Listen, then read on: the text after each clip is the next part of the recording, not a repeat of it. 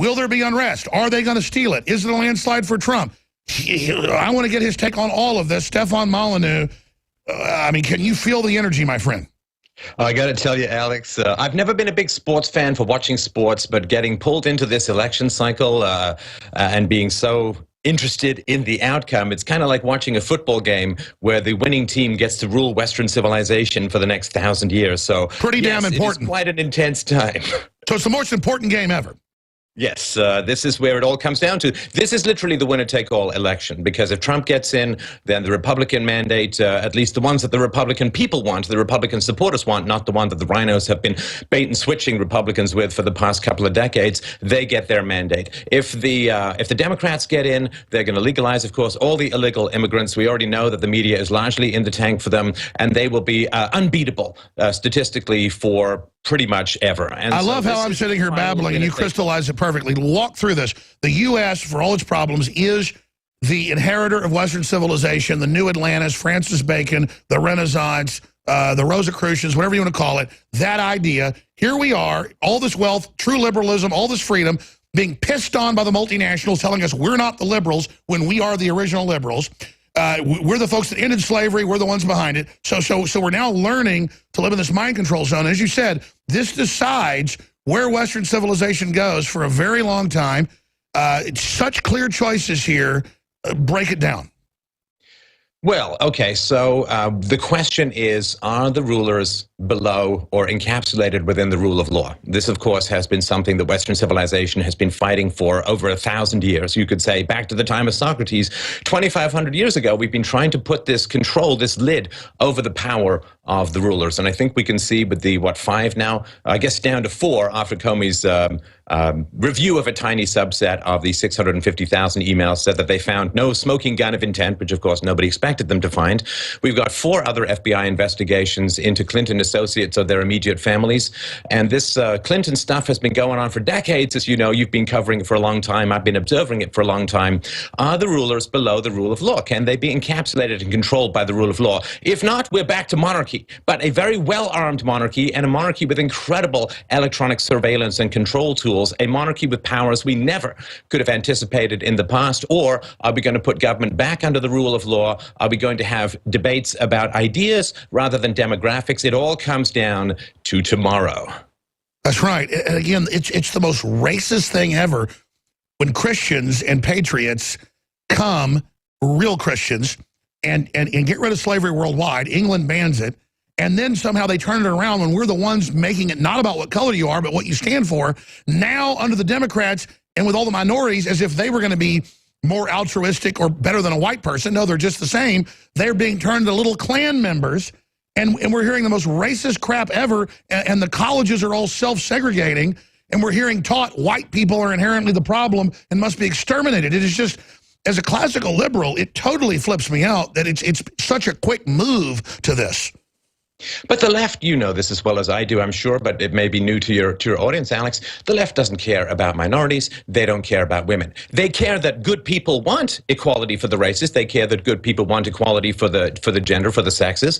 And so what they do is they say, well, we care about blacks. Well, how much do they care about Clarence Thomas or Herman Cain or other black Republicans? Well, they generally try to destroy and smear and all that kind of stuff. How much do they care about some of the amazing women who were on the right? That's right. They bully them and they treat their people like they own them. Yeah, it's not about, it's trying to take our natural care and concern for equality between the races and the genders and turning it against us. It is a lever, it is a mechanism to use our best and most noble qualities against us. It's a way of advancing socialism and collectivism and central planning, using our sympathies for various groups. So they don't care about these groups other than a sort of pinion or ratchet way to get into more and more power. That's right, and we see it in the WikiLeaks, how they're dividing groups, how they want to, quote, keep us dumb, keep us in the dark, keep us confused, keep us poor. I mean, I knew all this watching them, but I knew they were telling CNN and MSNBC what to do, but it's all there, a total blueprint. How does Hillary survive this, even if she steals it? I mean, is this not a classic Pyrrhic victory? Well, of course, it would depend on how stern Congress would be in the aftermath of a Hillary presidency. Would they go after her for some of the alleged law-breaking activities that she's been engaged in? Would there be an impeachment? That would be up to the spine and resolution of the Republicans in Congress. And of course, I'm not exactly sure where that stands. I think that they've been stiffened up a little bit by Trump, who's lent them some significant free market spine. But I don't know if they would have the resolution to go in. It would really depend maybe on the Republican voters to see how staunch they would be. But Alex, at what point, this collusion coming out of the WikiLeaks, coming out of the DNC leaks and the Podesta emails, the collusion between the Clinton campaign and various media outlets, dear Lord above, Alex, at what point is this just a campaign donation? At which point are they just going to be registered as PACs and be honest about it? Well, that's why they want to take all libertarian or conservative or any other anti-war, whatever they don't control, and make that political speech something taxable, controllable, because they're going to be exempt from all this, just as they've been with the whole IRS persecution. No 501c3s to conservative groups or libertarian groups or veterans groups or gun groups, tens of thousands of their groups. It truly is, as you say, a monarchy where they hand out the licensure, the letters of marque, just like Obamacare, thousands of waivers to big companies that don't have to do it, but I have to do it. Well, how do I compete then? Well, I don't. I'm supposed to go away. And this is the amazing thing when you think of the amount of cultural and educational and academic force behind the Democrats, that they're still faltering at the moment. You know, the Democrat-controlled government schools controlled children's minds for 12 years, indoctrinating them into big state, big government policies. You have the withholding of information in crucial elections, like blaming Benghazi on a video when they knew it was false. You have the importation of tens of millions of immigrants from the third world. They're inflicting children with super guilt if they're white, and then teaching minorities who are a majority to hate, because they're now a majority of the schools, to hate the white kids. They are inflicting them with all this environmental crime. They're creating basket cases. Sorry. No, and so you have education, you have Hollywood, you have academia, you have the mainstream media constantly pounding this Provost-style misinformation and ignoring facts and rejecting rational arguments, rejecting empirical evidence, and still, like watching a superhero coming crawling out of the wreckage, comes the clarity and resolution of the American people of all races and genders, wanting to push back against this tidal wave of misinformation. To me, this is a truly heroic time watching. It's like watching. I agree. It's so epic. It's travels pull his way out of these chains of these tiny people. No, I totally agree. It's like watching Samson, even though the American people have had their eyes gouged out and their ears gouged out and have been starved to death for 10 years in a dungeon, still knock the pillars down. I think we're reaching that moment. So Stefan, looking into your political crystal ball, you're a smart guy. You saw this coming a long time ago. What does your gut tell you? I mean, if they rigged everything else, they're going to rig the election. They've been caught. It's all in the WikiLeaks. What do we do if there's all this evidence of fraud already coming out? They're oversampling in the polls. Still, he's winning in those polls. If he loses in oversampled polls against him, I mean, if he's winning in polls that are oversampled and then he loses in the general election, we know there's a fraud. They already told us in plain view, oh, your vote doesn't matter in the primary. The Republican Party will decide. We are sovereign. George Will actually said, the sovereign party will decide, not a mere plurality of the public. He let us know his arrogance from the Washington Post. Well, guess what? My website's bigger than yours, according to Comcast, dumbass. You sit there, I am George Will. I wear a bow tie. You don't count. We are the sovereign. What the hell's wrong? He's as stupid looking and ridiculous as Kim Jong-un. Well, the key, of course, to winning the election is to have Trump win by such a margin that it becomes impossible to rig. So that, of course, is one solution, and really I think it's a solution that would be the very best. If it's close, or if there appears to be some significant manipulation of the vote, if it wasn't Trump, I would say that the Republicans would probably cave. But Trump is a fighter. Trump is somebody who, as he's always said, you hit me, I'm going to hit back harder. He is going to stand for the right process. He is going to stand to make sure that the election is as honest as possible. I don't think he's going to fold if he thinks something really untoward has occurred. And that, of course, may be the only hope. If it's close enough and it appears to be some hinky stuff going on. If it wasn't Trump, I would say there'd be a folding, but I don't think there will be with him. And someone named Mr. Podesta was in emails to top Democratic operatives. This was in, I think, Data Dump 12. And they said there's going to be some wet work in the next few days. And they're like, oh, my God, we made the decision. And they go, yes, We're going to launch operations, batten down the hatches. It's going to get rough. I mean, those are terms they use. And then the Supreme Court justice who last time defeated them in 2000, we're not saying Bush is good, but it happened. Now it's going to be 4-4 split. They would have had Scalia to put Trump in. So Scalia sleeps with the fishes. And then the Washington Post, the same publication, let us know a month later, oh, he was in a secret society when he died, and there was a pillow on his face. Bye-bye. I mean, they just throw it in our face.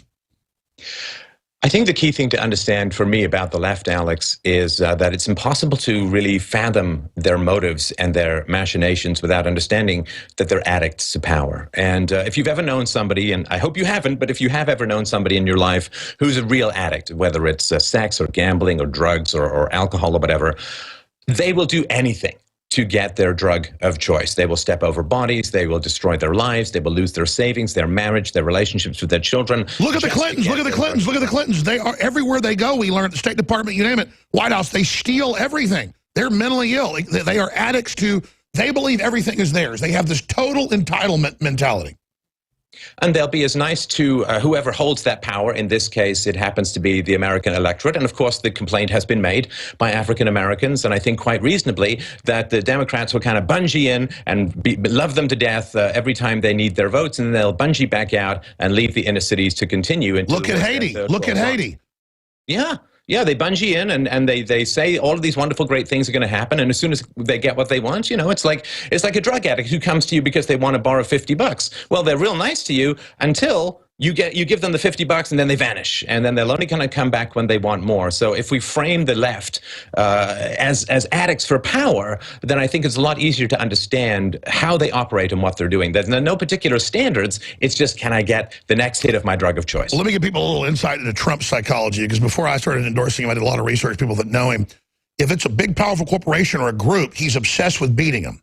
And nobody's going to cheat him. But with little people in his organization that work hard, it's almost like he has this, almost like a white guilt or something. He promotes minorities, women, puts them in charge. They work hard. He gets super loyal to them. That's why Jesse Jackson gave him an award for hiring record numbers of black folks and putting them in positions of power.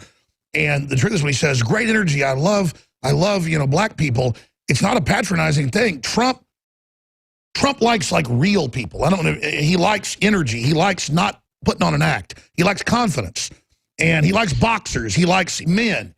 And he can't stand going to these black areas and seeing what horrible squalor it is and the corruption, what the Democrats have done. He literally sold people on LGBT freedom. The Democrats wouldn't even mention it. Hillary wouldn't even do it. Okay, he literally sold everybody on reparations, which you shouldn't do reparations because whites did something, but okay, let's have tax exemption for black folks in these areas. Let's have tax credits to move businesses in for people that actually want to take advantage. Yeah, sure. Let's help groups that have been disadvantaged. With the tax code, instead of these elite billionaires, the black people should be falling down before Donald Trump, what he's done. It's total trailblazing. Instead, we go out in public and have groups running up screaming, you homophobe, you support Donald Trump, you son of a bitch. And I'm like, we've got it on them. What are you talking about? He wants to kill gay people. And it's total made up crap. Well, okay, first of all, Donald Trump has the amazing ability, even though he grew up relatively privileged and, of course, is immensely wealthy. But as far as I've read and what he said and the people I've talked to, he likes hanging out with the construction workers rather than the sort of black tie affair. No, that's it. He doesn't like the elites. The cab drivers. And he's got the common touch. He's got a huge amount of power. He's vastly intelligent. The man's a complete genius. I mean, he just wandered into politics and is winning against somebody who's been in politics for decades. That's immensely impressive. That's like a boxer wandering off the street and taking down Mike Tyson. I mean, you've got to give the man some props for his skills, his resolution, his courage, his thick skin, his dedication, his passion, and his seriousness. There's almost nothing more powerful in public life. And they say no one has ever campaigned like this. He is the total presidential material. Look at him. Can you imagine him negotiating 5 events yesterday? I mean, good Lord, that is I don't know how much coffee I'd have to drink to do 5 giant speeches in a day, but the man's 70, and he's a complete workhorse and a powerhouse, and he has this capacity to connect with the needs of the people. Well, here's what happens. He thrives on beating people that are trying to suppress him. And he sees America, he sees himself as America. That's why they're so scared. They figured out, oh my God. We'll be back with Stefan Molyneux. You know what?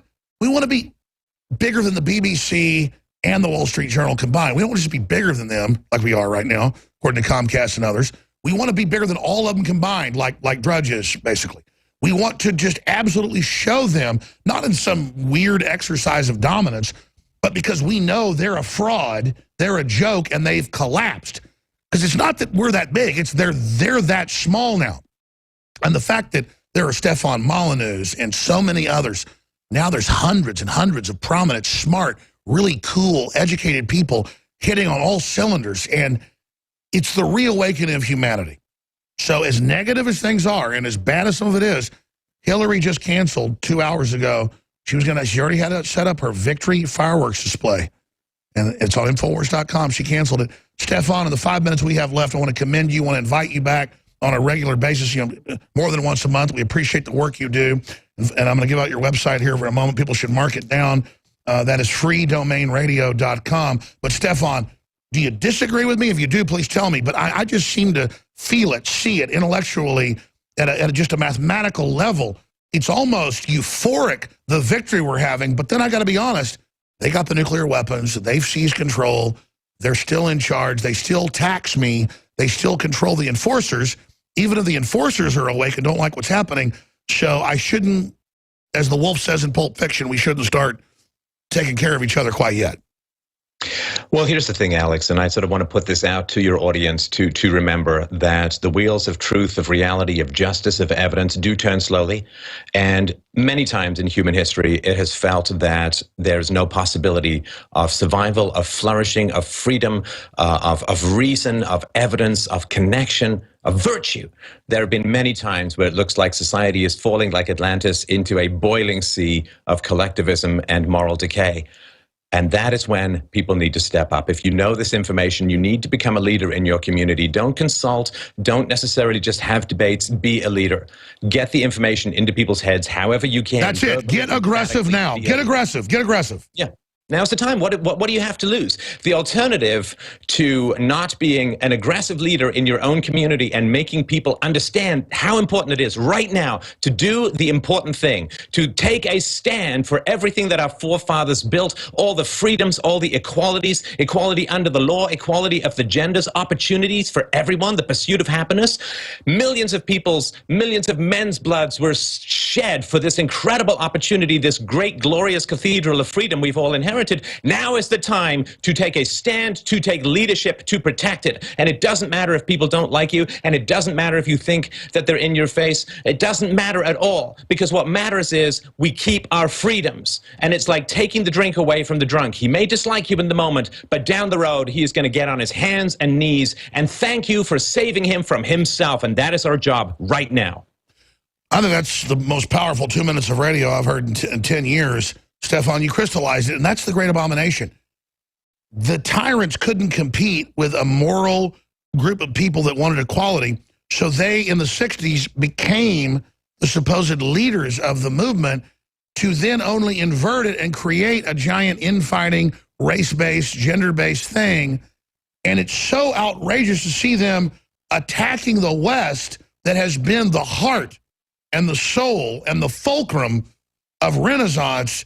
It's truly an abomination. But once you see the deception, it all crystallizes. And we don't have much in common with our leaders. This is the thing. I'm going to say this to everyone, particularly those who are tempted by Hillary Clinton. Blacks, whites, men, women, we are a horizontal slave pen of tax livestock at the moment. Do not identify with the leaders who want to increase their power over you. It is horizontally that we're going to find our freedom. It is in our support of each other. Race, community, sex, gay, straight, doesn't matter. It is in our solidarity with each other that we are going to gain our freedom.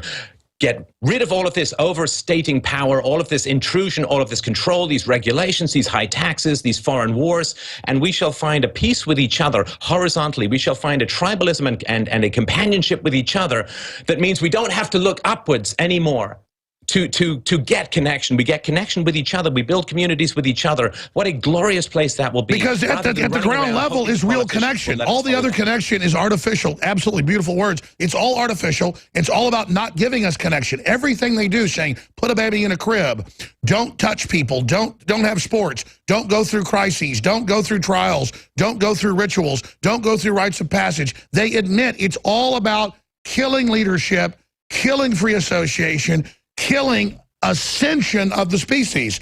I don't believe in space aliens, in closing, but the attack the globalists are involved in, Stefan Molyneux, is what I would do if I was an alien force trying to kill a species and keeping it from going to the stars. Well, of course, united we stand and divided we fall. And the goal of those who want to rule over us is to set us against each other with artificial divisions, whether it's the color of the skin or the gender or sexual orientation. None of these things matter. We are all good people who wish freedom and wish equality under the law. Turning against each other is only handing more and more ammunition upstairs to those who would rule over us. And it is a suicidal course. We must reach out to each other in companionship. That solidarity is what destroys oligarchical hierarchies, and nothing else in the long run will do. And that's why they're desperately opening up huge new forms of division so nakedly, the opposite of what Martin Luther King said. I know you're back tonight, I'm told. This is great, 7 p.m. with Rob Dew, with more with Stefan Molyneux. Stefan, powerful radio. Thank you. Thank you, Alex.